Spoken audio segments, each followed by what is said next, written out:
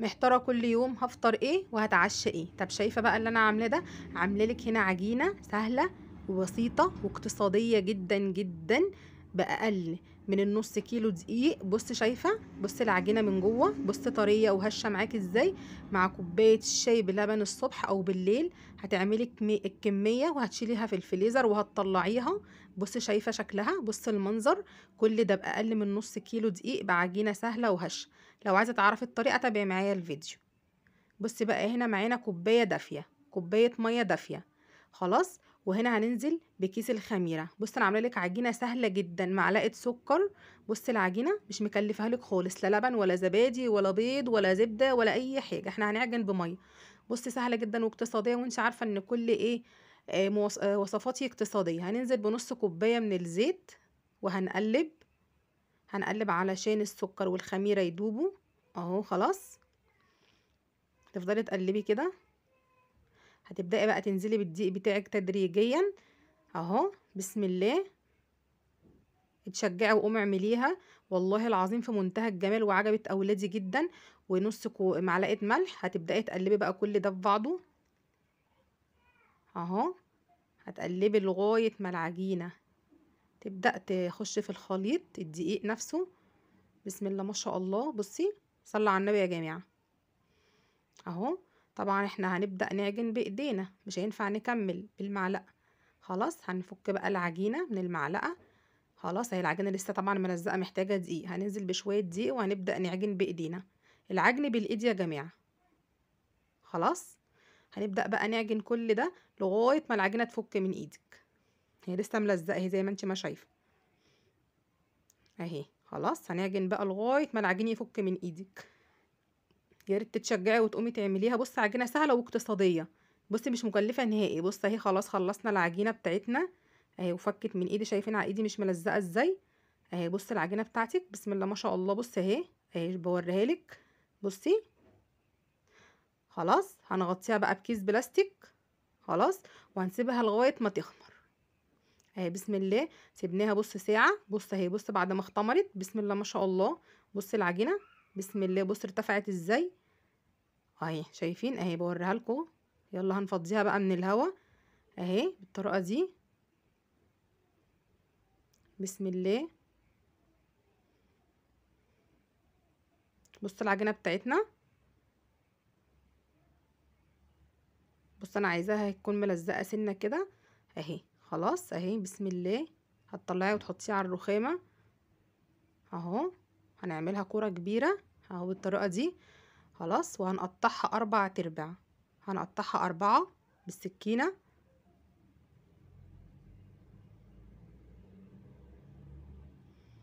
خلاص تمام كده. بسم الله. هناخد بقى كل ربع ونكوره كوره. خلاص. هنجيب بقى هنا صينيه مدهونه مرشوشه دقيق وهنحط فيها العجين بتاعنا. خلاص اهي. خلاص هنا معانا اخر كوره كورناها. وهنحطهم بقى ونسيبهم برضو يختمروا 10 دقايق. معلش احنا كل مرحله هنحطها تختمر شويه. هنغطيها ونسيبها تختمر 10 دقايق. خلاص اهو. هنسيبها 10 دقايق. خلاص. اهو بص بعد 10 دقايق بص الحجم اتضاعف ازاي. شايفين شكلها ومنظرها. هنبدأ بقى ناخد كورة كورة وهنبدأ نشتغل فيها. وهنغطي الباقي. خلاص هنغطي الباقي هنركنه على جنب. وهنشتغل في اول كورة. هتدهني الرخامة بتاعتك بالدقيق وهتبدأي تفردي. بص العجينة معاكي سهلة ازاي وطرية وناعمة بالنشابة. وهتبدأي تفرديها كده. بسم الله. اهي بسم الله. بص العجينة بتمط ازاي. هيبقى العجينة معاكي كده ناجحة جدا. اهي بصي. انا مش عاملاها عجينة متماسكة اوي، انا عايزاها كده. اهي خلاص. فردناها اهو زي ما انتم ما شايفين.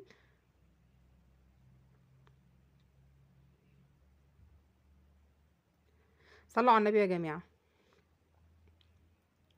خلاص اهو بنفرد فيه العجينة بتاعتنا بالمنظر ده. بسيطة، دي حاجات بسيطة. هتجيب بقى شوية زيت وهتبدأي ايه تدهني العجينة بتاعتك بالطريقة دي.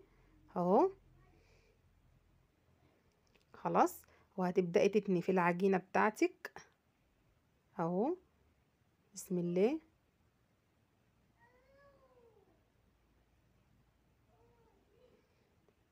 وهتاخدي برضو شوية زيت وتحطيهم على الجنب اللي انت تنيتيه.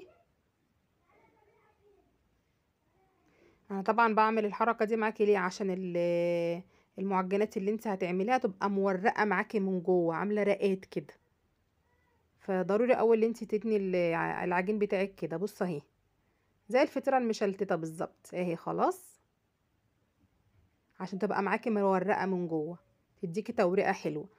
خلاص، دهنة زيت بسيطة، مش عايزين كتير يعني، دهنة خفيفة. خلاص، وهنقفل المربع بتاعنا اهو. بسم الله اهو. خلاص اهو، قفلنا اول واحد معانا. خلاص، هنركنه بقى في صينية وهنغطيه برضو، وهنبدأ نشتغل في الكرة التانية اهو. هنغطيه اهو. اهي تاني واحدة معانا، فردناها ودهنة زيت خفيفة عليها كده، وهنبدأ نتني فيها بالطريقة اللي انت شايفاها دي. بسم الله. بصراحة يا جماعة سهلة جدا وما خدتش معايا اي وقت، يا ريت تجربيها وعلى ضمانتي. عايزة اقولك عيال انبهروا بيها، وغير الريحة بصراحة ريحتها فظيعة يعني. اهي، هنتني برضو تاني دهنة خفيفة من الزيت. شايفين؟ هتتني مربعات كده، دهنة كمان خفيفة. خلاص، ادي تاني مربع عملناه معانا، تاني واحدة. خلاص، هنقفل بقى من الجناب وهنحطها في الصينية وهنغطيها اهي. تاني واحدة معانا وهنغطي برضو. بص اهو، خلصنا الاربعة وسيبناهم 10 دقايق. هنسيبهم 10 دقايق يخمروا برضو اهو. بصي الحجم اتضاعف معاك ازاي. هناخد بقى هنا اول واحدة، هنبدأ بقى نفردها ونشتغل فيها. بسم الله. عايزة اقولك ان العجينة ناعمة جدا وطرية جدا. بصي هنبدأ نفرد فيها بايدينا كده. بسم الله.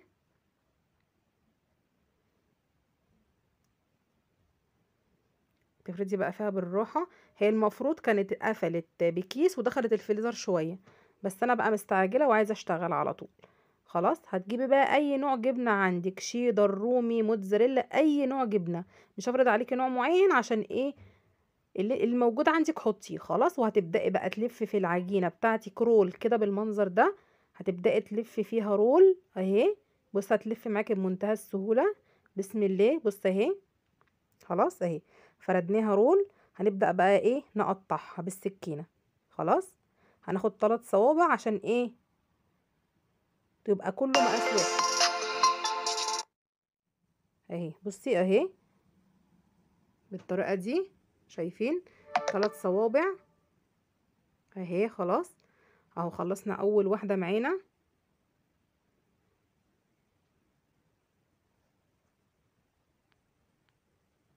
اهي. شايفين؟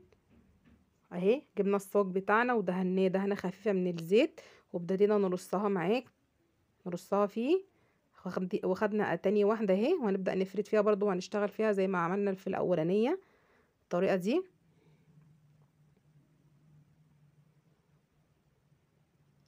اتعاملي مع العجينة بالراحة، عشان انا عاملاها ايه؟ بتلزق سنة. هي المفروض كانت دخلت الفريزر، اتقفلت بكيس ودخلت في الفريزر، بس انا عشان زي ما قلت لكم انا مستعجلة. خلاص. خلاص اهي، هتبدأي بقى تحطي الجبنة بتاعتك. بصراحة يا جماعة تستاهل التجربة، ويا ريت تجربيها وعلى ضمانتي. خلاص، هتبدأي بقى تلفي برضو فيها رول اهي. خلاص اهي. بسم الله.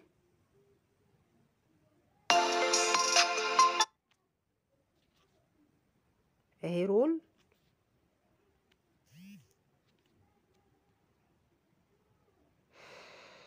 اهي. خلاص بصي، هتقسم 3 صوابع وهنرص بقى ايه؟ الرول التاني اهو في الصاج بتاعنا اللي احنا هنخبز فيه اهو. تمام. بسم الله اهو. شايفين؟ هنبدأ بقى نشتغل، وهتغطي بقى برضو، هتغطي بأي كيس بلاستيك عندك اهي. خلصنا كل الكمية شايفينها، ومغطيينها بالكيس البلاستيك. هنغطيها 10 دقايق تاني تختمر، وهندخلها الفرن اهو. نبص بعد 10 دقايق، بص شكلهم بقى عامل ازاي. بسم الله.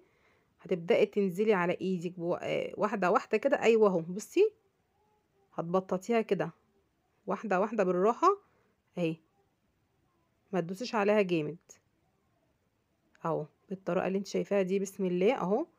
خلصنا كده معاكي الكمية كلها. هتفرديها كده وتبططيها بايديكي. خلاص، وهنا دهنا بيها صفارة بيض على الوش زي ما انت ما شايفة. بص اهي طلعناها بقى من الفرن، ايه رأيك بقى في الشكل؟